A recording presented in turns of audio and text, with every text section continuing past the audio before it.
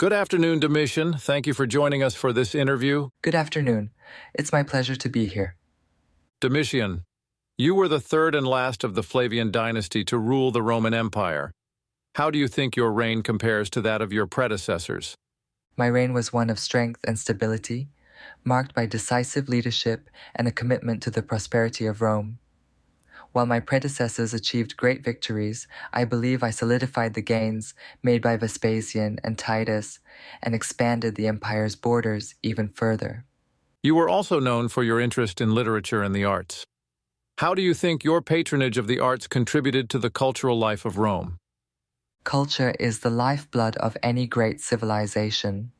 I believed in supporting artists, writers, and intellectuals to ensure that Rome remained at the forefront of cultural innovation. My patronage of the arts helped to foster a renaissance of sorts in Rome, with poets, philosophers, and artisans flourishing under my reign.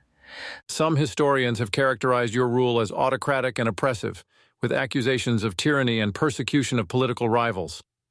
How do you respond to these criticisms? There will always be those who seek to undermine strong leadership with baseless accusations. I ruled with a firm hand, yes, but it was necessary to maintain order and protect Rome from internal and external threats. As for accusations of tyranny, they are simply unfounded. My actions were always in the best interests of the empire.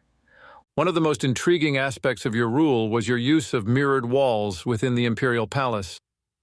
Can you share your thoughts on the purpose behind installing these mirrored walls? The mirrored walls. They were not merely decorative, but rather a strategic element of palace design. I saw them as a means of maintaining vigilance and security within the imperial residence.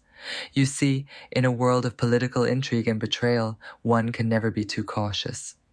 The mirrored walls allowed me to keep a watchful eye on my surroundings, ensuring that I was always aware of any potential threats or enemies lurking in the shadows.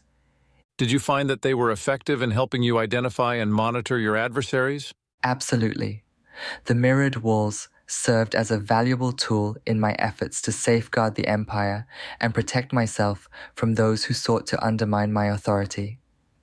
They provided me with a discreet means of observing the movements and interactions of courtiers and officials, allowing me to discern friend from foe and take appropriate measures to safeguard the stability of the realm.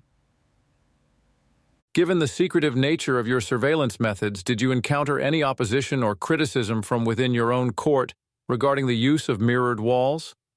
Naturally, there were those who viewed my measures with suspicion and mistrust.